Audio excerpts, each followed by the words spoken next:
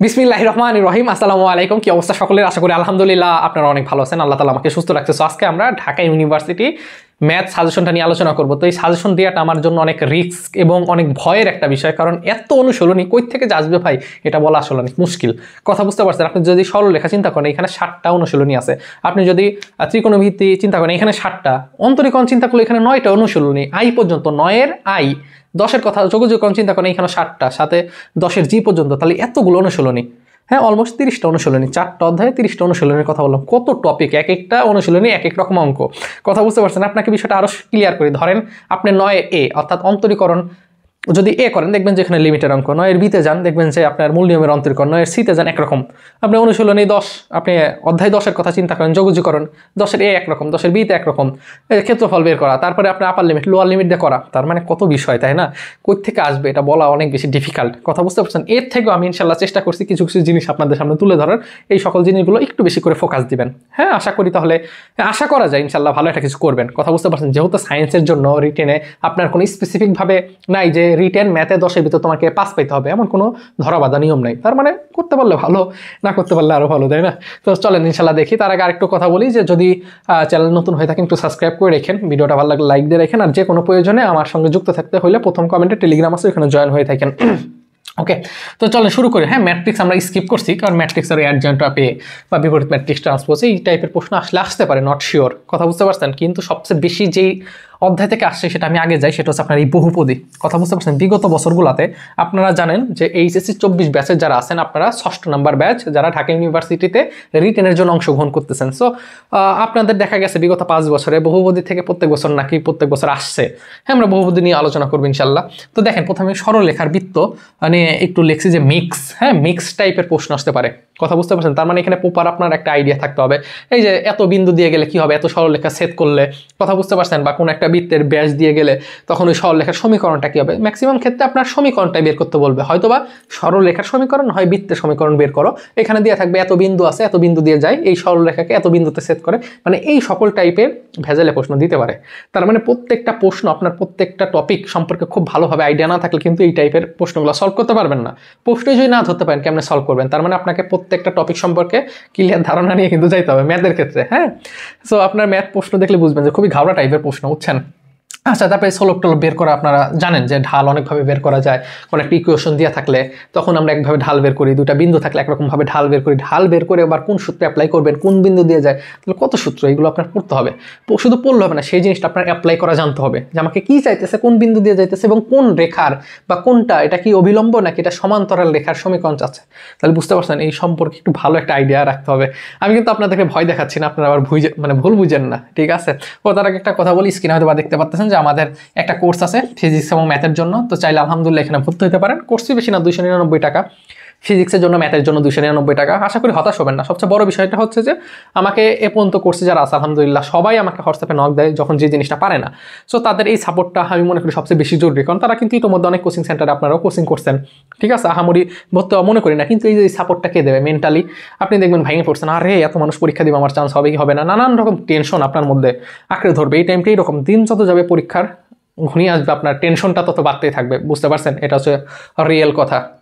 যাই হোক, তাহলে বুঝতে পারছেন সরলরেখা বৃত্ত গেল। আচ্ছা, তারপরে আমি এখানে লিখছি অন্তরীকরণ, যোগযোগকরণ।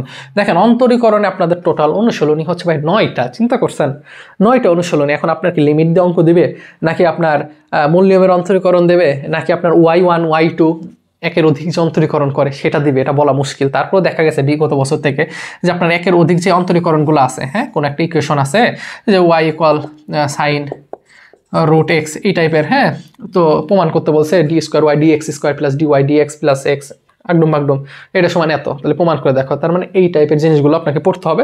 যেখানে আমি লিখছি y1 y2, বা আপনারা অনেক সময় চাইতে পারে সর্বোচ্চ সর্বনিম্ন বিন্দু বের করো। হ্যাঁ, লঘুমান গুরুমান, মনে পড়তেছে? এই টাইপের প্রশ্ন আসতে পারে, কিন্তু এত সহজ দিবে না। মানে প্রশ্ন একটু ডিপে যাওয়ার চেষ্টা করবে। হুট করে একটা ইকুয়েশন দিয়ে সর্বোচ্চ আর সর্বনিম্ন পান এটা বলবে না, মিক্স আপ করবে। হ্যাঁ, প্রত্যেকটা প্রশ্ন একটু মিক্স করে দেয়, বুঝছেন? এই যে এই কোয়েশনগুলো মনে আছে, এই কোয়েশনগুলো হ্যাঁ অন্য একটা কালি থাকলে আপনাদের বুঝতে সুবিধা হতো, দুঃখিত। এই যে দেখেন এখানে কি আছে, এই যে 1 - x² y2 x y1 = 0। হ্যাঁ, এই টাইপের প্রশ্নগুলো অনেক সময় আসে এবং আসার প্রবাবিলিটি অনেক বেশি। ওকে, এরপর আসে যোগযোগকরণ। দেখেন, যোগযোগকরণে ক্ষেত্রফল বা এরিয়া নির্ণয় সম্পর্কে খুব ভালো একটা ধারণা থাকতে হবে। এইটা যদি রিটেনেও না আসে দেখবেন এমসিকিউতে চলে আসছে। কথা বুঝতে পারছেন? খুব ভালোভাবে জানতে হবে কিন্তু। হ্যাঁ, দেখেন আসলে প্রত্যেকটা জিনিস দেখেন সায়েন্সে নট অনলি ফিজিক্স, ম্যাথ বলেন, ফিজিক্স বলেন, কেমিস্ট্রি, বায়োলজি একটা আরেকটার সঙ্গে খুবই রিলেটেড। হ্যাঁ, আপনি এই যে ক্ষেত্রফল বের করতে হলে আপনার সরলরেখা সম্পর্কে ভালো ধারণা না থাকলে হবে না। হ্যাঁ, সরলরেখা সম্পর্কে একটা ভালো ধারণা থাকতে হবে। দেখা গেছে এইটুকু পূরণ হয়েছে, তার মানে এইটুকু মানে কি? এইটুকু মানে হচ্ছে প্রথম চতুর্ভাগে একটা বৃত্ত আছে, তারও অর্ধেক এইটুকুর ক্ষেত্রফল কত, দেখছেন? তাহলে একটু কঠিন হয়ে যায়, তাই না? তাহলে ভালো একটা ধারণা থাকতে হবে। একটা বিষয় আমি দেখছি বিগত বছরে, বিশেষ করে বাংলা, ঢাকা ভার্সিটিতে বাংলার প্রশ্ন অনেক সহজে রিটেনে প্রত্যেক বছর দেখি ভাব সম্প্রসারণ দিয়ে দেয়। বাংলা জিনিস হচ্ছে লেখা যায়, কথা বুঝতে পারছেন? বাংলা জিনিস লেখা যায়। কোনো একটা অ্যাপ্লিকেশন দিল, মানে আপনার চিঠি দিল, সারাংশ দিল, সারমর্ম দিল, ওইটা যদি বুঝেন আপনি লিখতে পারবেন। ম্যাথ জিনিসটা না পারলে ভাই বসে থাকতে হবে, এটা হচ্ছে সহজ কথা। আচ্ছা, সাউন্ড হয়ে যায় না, শুনতে পাচ্ছেন কিনা? আসলে আমরা ম্যাচে থাকি তো, অনেক মানুষ যাওয়া আসা করে, সমস্যা, সাউন্ড আসতেছে। আসা যাক, এগুলো ইগনোর করেই দেখেন। এরপরে যদি দেখি যে যোগাযোগকরণে, তাহলে ক্ষেত্রফল বা ম্যাথ সেকেন্ড পেপারে এই জিনিসগুলো আসতে পারে। এরপরে যে জিনিসটা বলতে চাচ্ছি আপনাদের, ত্রিকোণমিতি। ভাই ত্রিকোণমিতি কিন্তু প্রথম পত্রেও আছে, সেকেন্ড পেপারেও আছে। কথা বুঝতে পারছেন? ত্রিকোণমিতি প্রথম পত্রেও আছে, সেকেন্ড পেপারেও আছে। তাহলে এই ত্রিকোণমিতির এই জিনিস সম্পর্কে আপনার কিন্তু একটা ভালো ধারণা রাখতে হবে। আটকানোর দরকার নেই, থাক। আচ্ছা, তো এখানে ত্রিকোণমিতি কি টাইপের প্রশ্ন আছে দেখেন। ত্রিকোণমিতি কিন্তু সাথে আছে, আপনাদের প্রথম পত্রের সপ্তম অধ্যায়ে আছে, আবার সেকেন্ড পেপারেরও কিন্তু ত্রিকোণমিতি আছে। ত্রিকোণমিতি এই যে সেকেন্ড পেপারে এই রকম কন্ডিশন যুক্ত কিন্তু প্রশ্ন দেয়। হ্যাঁ, যে 0 থেকে থেটা, হ্যাঁ থেটার মান হচ্ছে কত, 0 থেকে 360 ডিগ্রির মধ্যে হইতে হবে, কোন কোয়াড্রেটে থাকবে, হ্যাঁ, বা 0 থেকে 90 কন্ডিশনগুলো, এই টাইপের প্রশ্ন ত্রিকোণমিতি সম্পর্কে ভালো আইডিয়া রাখবেন। দেখেন ত্রিকোণমিতি না জানলে কিন্তু আবার অন্তরীকরণ পারবেন না, কারণ একটা আরেকটার সঙ্গে সম্পর্কযুক্ত, আগেই বলছি। ওকে, এরপরে যদি দেখি যে বহুপদী, এইবার আসেন বহুপদী, কারণ বহুপদী দেখা গেছে প্রত্যেক বছর আসছেই, একটা ইকুয়েশন দেওয়া থাকবে। হ্যাঁ, আপনারা এই জিনিসগুলো তো পড়ছেন। ও, তার আগে আবার বলতেছি, যদি আপনারা আমাদের কোর্স এনরোল করতে চান, ইনশাল্লাহ নক করতে পারেন। আমি আমার হোয়াটসঅ্যাপ নাম্বার দিয়ে দিচ্ছি, 01752250809। এটা হচ্ছে আমার হোয়াটসঅ্যাপ নাম্বার। এই নাম্বার আপনারা আমার সঙ্গে যোগাযোগ করতে পারেন ইনশাল্লাহ। হ্যাঁ, আশা করি হতাশ হবেন না। এই শেষ মুহূর্তে আপনার যে কোনো সমস্যা আমাকে ছবি তুলে দিবেন, গ্রুপে ছবি তুলে দিবেন, কেউ না কেউ আশা করি সলভ করে দেবে। হ্যাঁ, আর অনেক টাকা তো অনেক জায়গায় খরচ করছেন, আশা করি এই টাকা অনেক বেশি টাকা না। হ্যাঁ, টাকার পরিমাণ এই কারণে খুবই কম রাখা হয়েছে। এখন দেখেন আপনাদের বহুপদী থেকে কি টাইপের প্রশ্ন আছে মনে আছে? মানে একটা ধারণা দিচ্ছে, x square plus b x plus c equal 0, তাই না? এখানে দুইটা মূল আছে, একটা মূল আলফা আর বিটা। এখন আপনার বলবে alpha q plus beta q, হ্যাঁ, সমান কত? এই টাইপ এর প্রশ্ন মনে হয় এর আগে আসছে। হ্যাঁ, তার মানে এই ইকুয়েশন যুক্ত কিন্তু প্রশ্নগুলো খুব পরিমাণ আসে।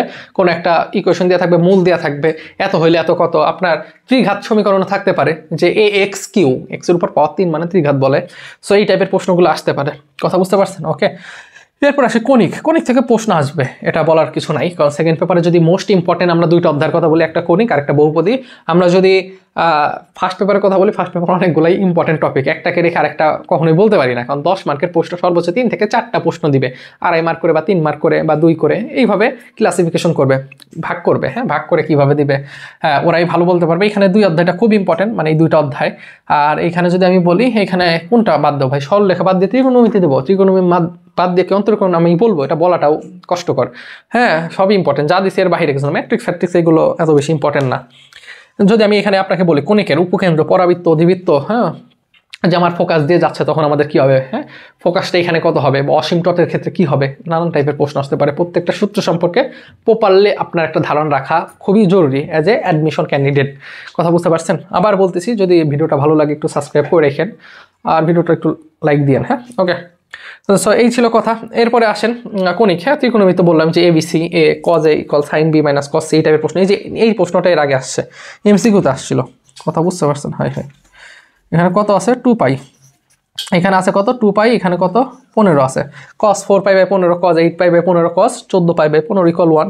এই টাইপের প্রশ্নগুলো কিন্তু আসে। হ্যাঁ, এটা শর্টকাট আমি একটা শিখাইছিলাম যারা কোর্সে ছিল। যাই হোক, ভালো থাকেন, পড়তে থাকেন, নিজের বেস্টটা দিয়ে দেখেন কি হয়। চেষ্টা করতে তো আসলে সমস্যা নেই, চেষ্টা করতে কোনো সমস্যা আছে? সমস্যা নাই। তো চেষ্টা করেন, নিজের বেস্টটা দিয়ে, দেখা যাক আল্লাহ তাআলা কি লিখে রাখছে। তো আজকে এই পর্যন্তই। সবাই ভালো থাকবেন, নিজের খেয়াল রাখবেন। অ্যাজ এ মুসলিম হইলে অবশ্যই অনুরোধ, 5 ওয়াক্ত নামাজ পড়বেন, অন্যান্য ধর্মাবলম্বীর প্রতি অনেক রেসপেক্ট। আসসালামু আলাইকুম।